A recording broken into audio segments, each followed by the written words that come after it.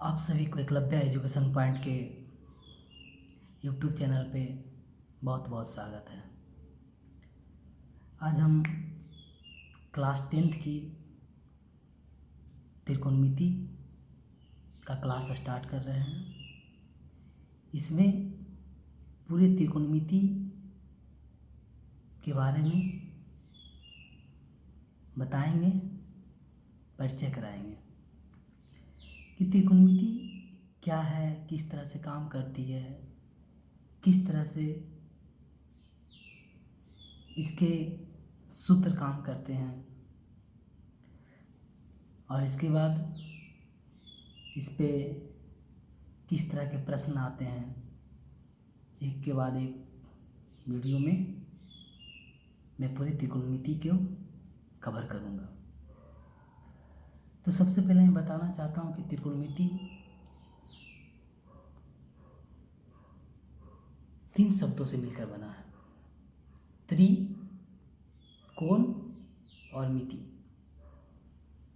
त्रि मीन्स त्रिभुज, कोण मीन्स कोण, मिति मीन्स मापना, अर्थात त्रिकोणमिति। इसका मतलब ये हुआ कि त्रिभुज के कोण के मापने की प्रक्रिया को त्रिकोणमिति कहा जाता है। जो हम लोग त्रिभुज के कोण के बारे में उसकी विस्तृत ढंग से उसके एक दूसरे के रिलेशन से के बारे में हम लोग पढ़ेंगे और उसको समझेंगे। त्रिकोणमिति की कल्पना समकोण त्रिभुज से किया गया है। सबसे बड़ी बात यह है कि त्रिकोणमिति की जो कल्पना किया गया है वो एक समकोण त्रिभुज से किया गया है। अब जब त्रिभुज की बात आती है तो मैं बता देना चाहता हूँ कि त्रिभुज 3 भुजाओं से घिरे हुए क्षेत्र को त्रिभुज कहते हैं। हायर क्लास में पढ़िएगा तो इसका एक डिफिनेशन और भी होती है कि 3 असंरेख बिंदुओं को मिलाने से जो आकृति बनती है उसे त्रिभुज कहा जाता है। किसी भी 3 असंरेख बिंदु को मिलाने से जो त्रिभुज बनती है, जो आकृति बनती है, उसे त्रिभुज कहा जाता है, जिसकी विस्तृत वर्णन हम लोग ज्यामिति की क्लास में करेंगे। त्रिभुज के प्रकार, त्रिभुज 6 प्रकार के होते हैं, जिसमें 3 त्रिभुज भुजा के विचार से होता है और 3 त्रिभुज कोण के विचार से होता है। भुजा के विचार से सबसे पहले 3 त्रिभुज के बारे में जानते हैं। पहला है समबाहु त्रिभुज, जिसकी तीनों भुजाएं आपस में बराबर होती है। वैसा त्रिभुज जिसकी तीनों भुजाएं आपस में क्या बराबर होती है, जैसे त्रिभुज ABC में AB बराबर BC बराबर C है, अर्थात तीनों भुजा आपस में बराबर है। अगर एक की माप 6 सेंटीमीटर होगी तो दूसरे की माप भी 6 सेंटीमीटर और तीसरे की माप भी 6 सेंटीमीटर ही होगी। फिर आती है समद्विबाहु त्रिभुज, जैसा कि नाम से ही पता चल रहा है, समद्विबाहु, जिसकी 2 भुजाएं आपस में बराबर हो। वैसा त्रिभुज जिसकी 2 भुजाएं आपस में बराबर हो उसे समद्विबाहु त्रिभुज कहते हैं, जिसमें AB बराबर BC।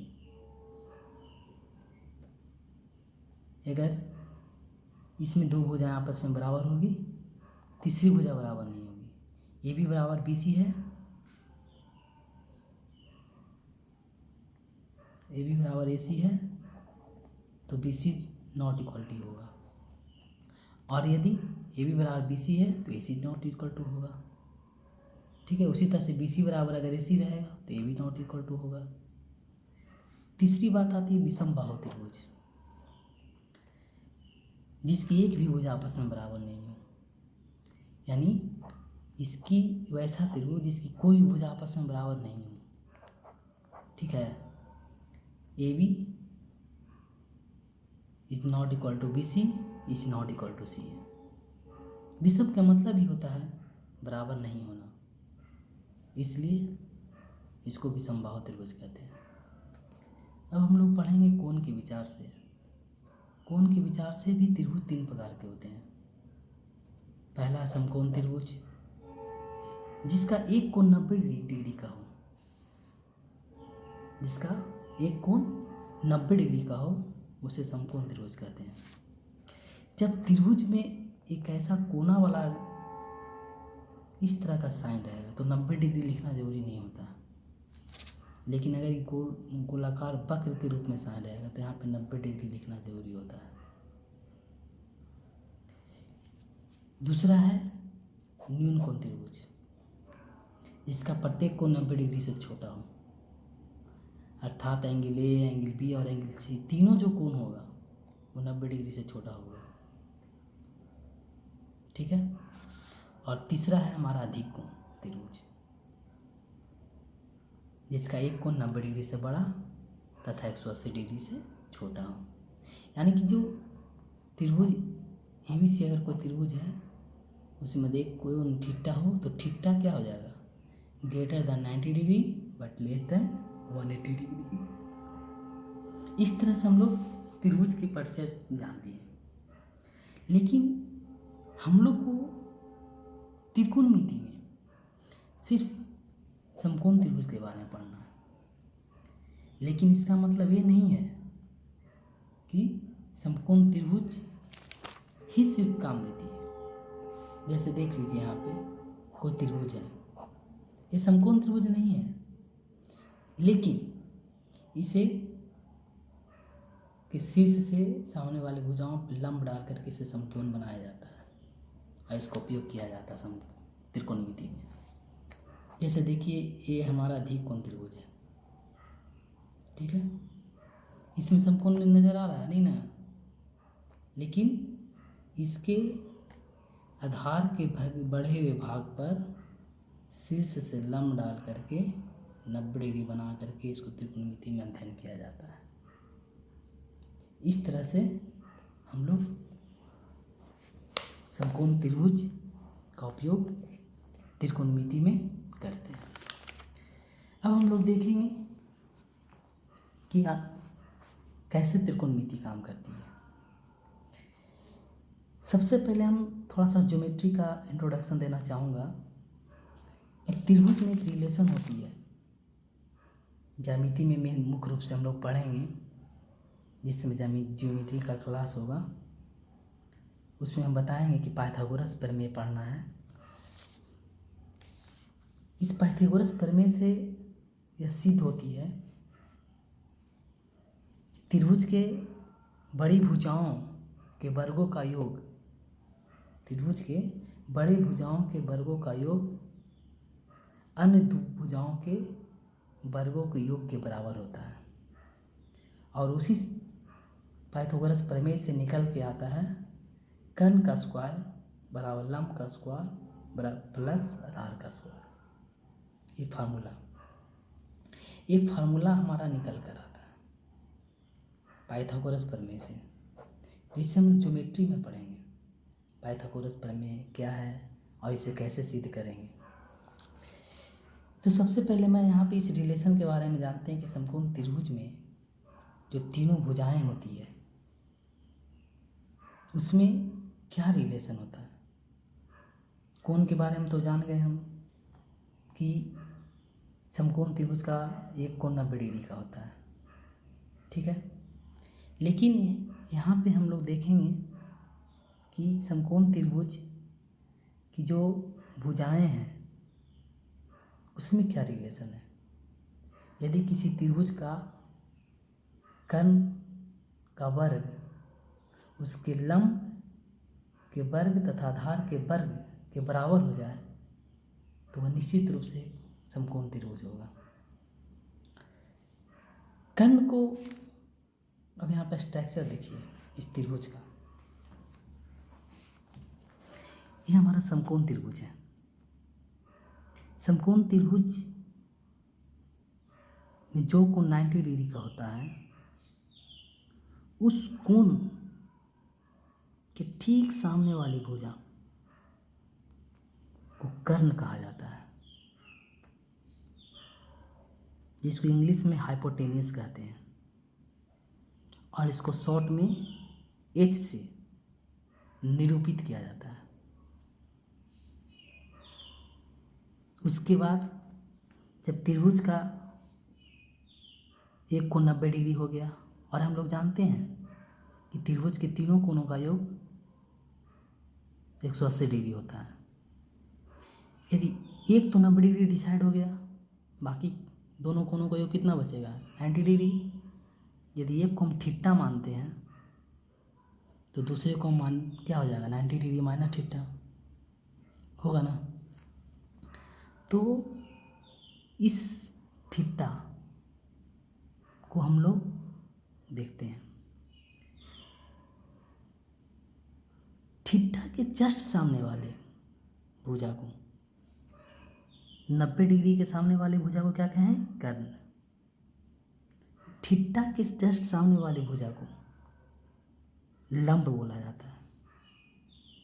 साथ ही इसको सम्मुख भुजा भी बोलते हैं। लंब को इंग्लिश में परपेंडिकुलर कहते हैं और शॉर्ट फॉर्म में इसे पी से सूचित किया जाता है।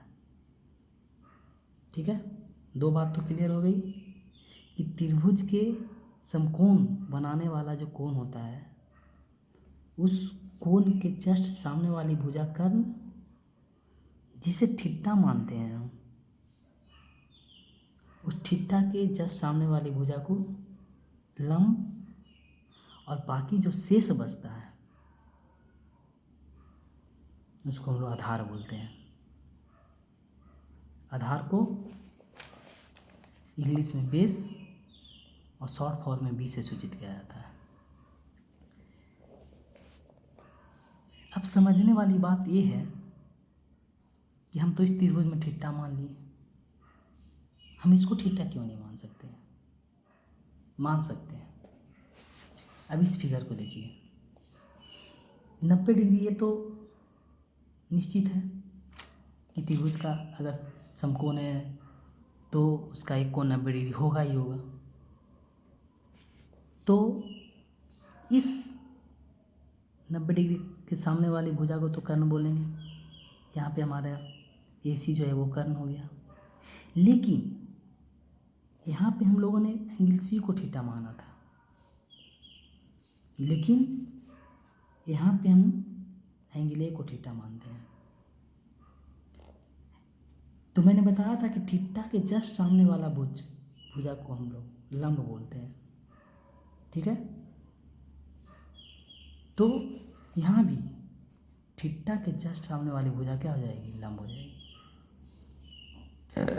एक भुजा कर्ण हो गई, एक भुजा लंब हो गया, बाकी एक भुजा जो बची वो क्या हो गया? आधार। ठीक है, जैसा कि इसमें भी बताया गया। अब हमें इस बात की तो जानकारी हो गई कि एक समकोण त्रिभुज की बनावट कैसी होती है। त्रिभुज में 3 भुजाएं, 3 कोण होती है, 3 शीर्ष होता है। हम लोग समकोण त्रिभुज में भी जान गए कि तीनों भुजा को क्या क्या कहते हैं। एक को तो कर्ण कहेंगे, दूसरा को लंब कहेंगे और तीसरा को आधार कहेंगे। कर्ण हमेशा निश्चित रूप से 90 डिग्री के सामने वाला ही कोण होगा, भुजा होगा, जबकि आधार और लंब वो थीटा पे डिपेंड करता है।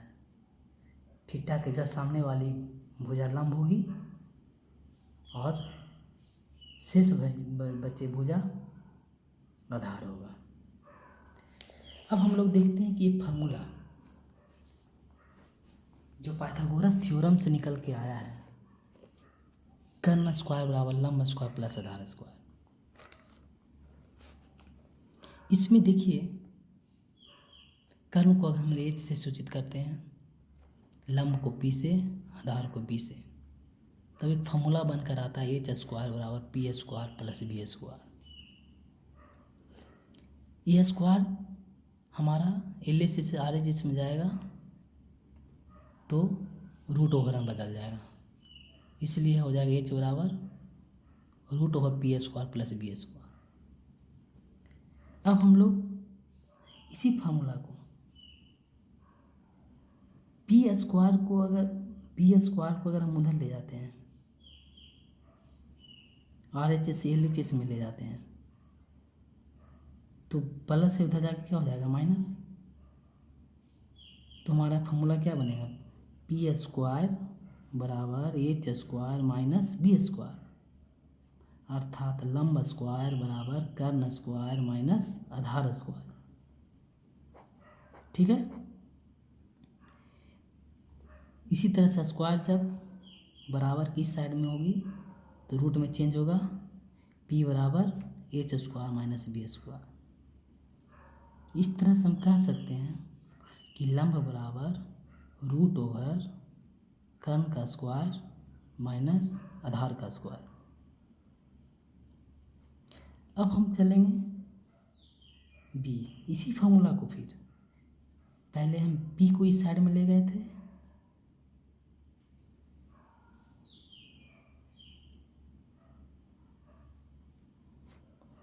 जब बी स्क्वायर है यहाँ पे पी स्क्वायर की इधर ले जाते हैं तो H square minus P square का फार्मूला बनता है, अर्थात आधार का स्क्वायर बराबर कर्ण का स्क्वायर माइनस लंब का स्क्वायर, यानी बी बराबर रूट ओवर कर्ण H square minus P square. इस तरह से इस एक फार्मूला से हमें 3 फार्मूला की प्राप्ति होती है।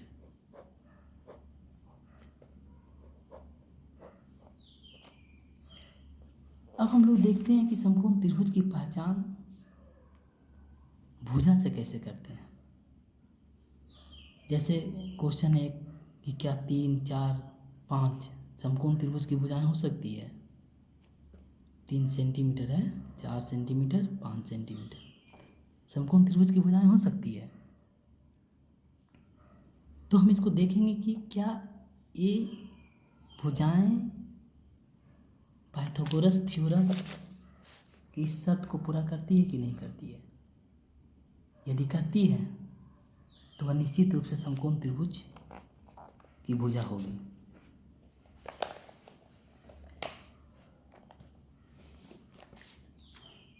तो देखेंगे कर्ण चूंकि सबसे बड़ी भुजा होती है, 5 का square H square P square, क्योंकि यहाँ पे फिगर नहीं है तो हम कुछ भी ले सकते हैं, किसी को भी आधार किसी को भी लंब मान सकते हैं। 3 का स्क्वायर प्लस 4 का स्क्वायर यानी 5 का स्क्वायर 25, 3 का स्क्वायर 9, 4 का स्क्वायर 16, 16 9 25, यानी कि LHS बराबर RHS हो गया, अर्थात यह क्या है समकोण त्रिभुज की भुजाएं है। जब इस तरह की भुजाएं अगर समकोण त्रिभुज बना देती है, अर्थात भुजाएं की कोई भी 3 माप समकोण त्रिभुज बना देती है, तो भुजाओं की इस तीनों माप के युग्म को या कॉम्बिनेशन को हम लोग पाइथागोरस त्रिक कहते हैं। इस पाइथागोरस जैसे 3, 4, 5 मैंने अभी सिद्ध करके दिखलाया। जब एक पाइथागोरस त्रिक को किसी भी संख्या से गुना किया जाता है और उसका जो रिजल्ट आता है वो भी एक अपने आप में पाइथागोरस त्रिक होता है।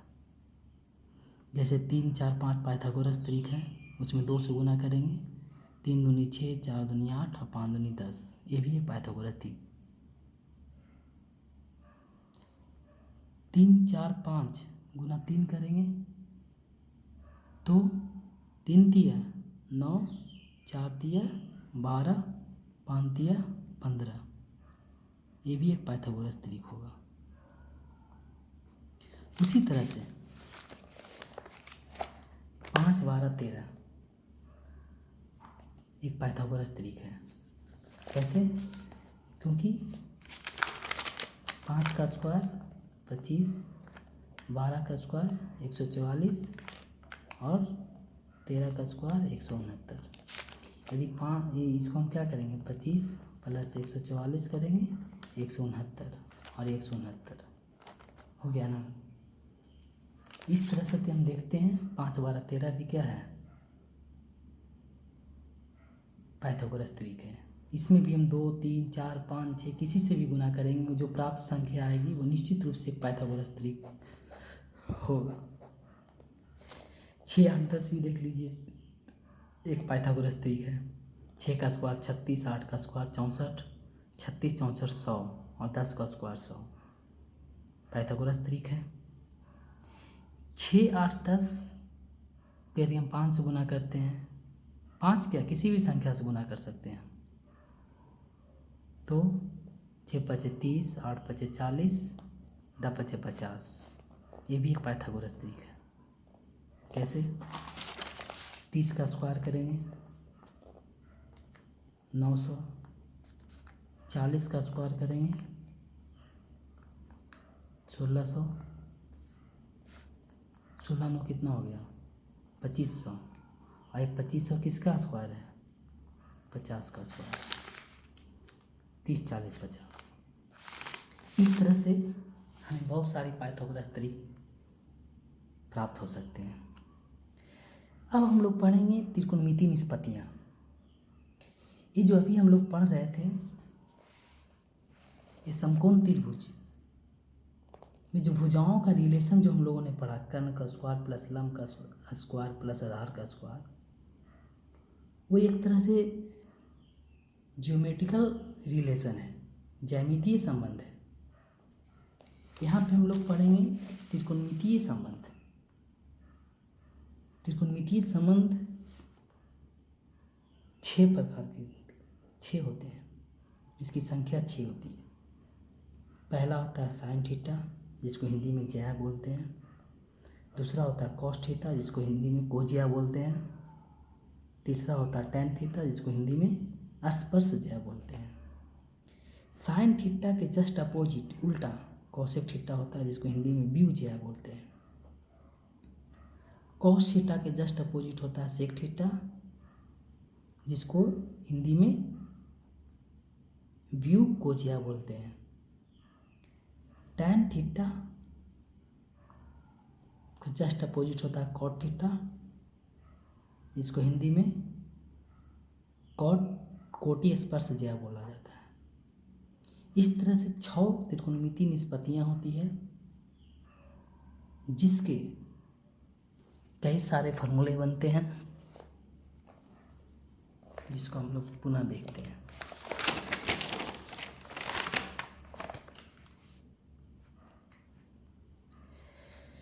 सबसे पहले हम लोग देखेंगे साइन थीटा को। साइन थीटा का फॉर्मूला होता है लंब बटा कर्ण।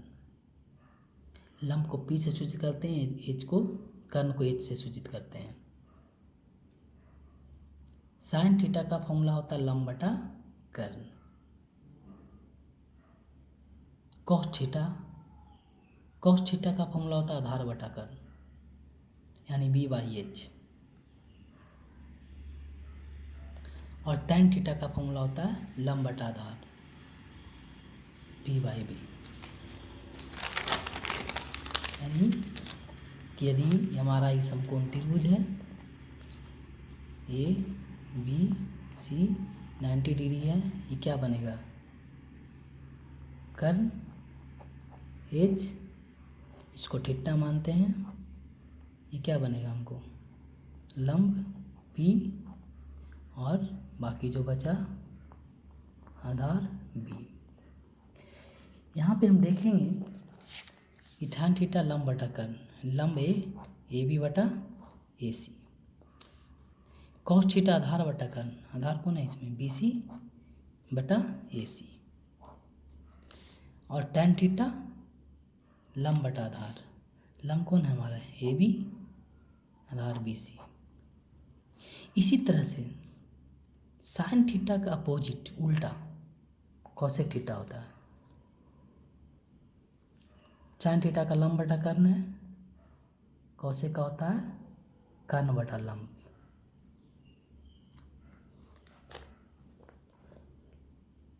कॉस थीटा का आधार बटा कर्ण होता है, सेक थीटा का होता है कर्ण बटा आधार। टैन थीटा का लंब बटा आधार होता है, कॉट थीटा का आधार बटा लंब। जस्ट अपोजिट उल्टा, नीचे वाला ऊपर, ऊपर वाला नीचे हो जाएगा। अब इसमें देखिए कौशिक थीटा कर्ण बटा लंब, कर्ण क्या है मेरा AC, AC बटा क्या हो जाएगा AB, सेक थीटा हमारा कर्ण बटा आधार AC बटा BC, कॉट थीटा आधार बटा लंब BC बटा AB। इस तरह से हमारे इस त्रिकोणमिति की 6 निष्पत्तियों का सूत्र होता है। इस सूत्र को हम ट्रिक से भी याद कर सकते हैं। लाल बटा कक्का L, जहाँ L बराबर लंब, A बराबर आधार और K बराबर कर्ण।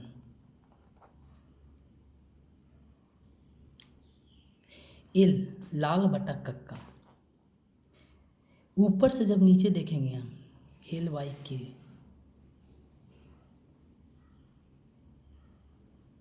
LYK लंब बटा कर्ण, ये लंब बटा कर्ण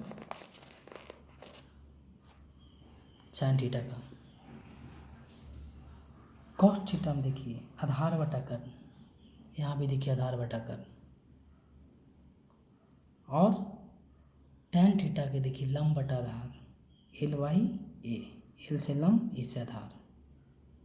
ऊपर से नीचे जाने पे साइन कॉस टैन का फॉर्मूला आएगा, नीचे से ऊपर जाने पे कॉसेक सेक कॉट का आएगा।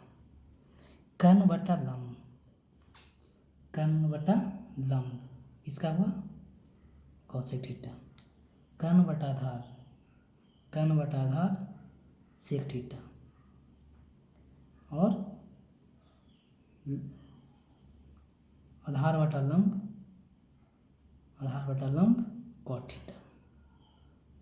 ये फॉर्मूला को याद करने का शॉर्ट ट्रिक है। इस तरह से त्रिकोणमिति का ये प्रारंभिक सूत्र बता दिए हैं। इसके आधार पे अब कुछ हम लोग प्रॉब्लम सॉल्व करेंगे, इसके बाद चैप्टर स्टार्ट किया जाएगा। आप सबों से निवेदन है कि इस वीडियो को देखें, समझें। यदि एक बार समझ में नहीं आता है तो वीडियो को रिपीट करके देखें,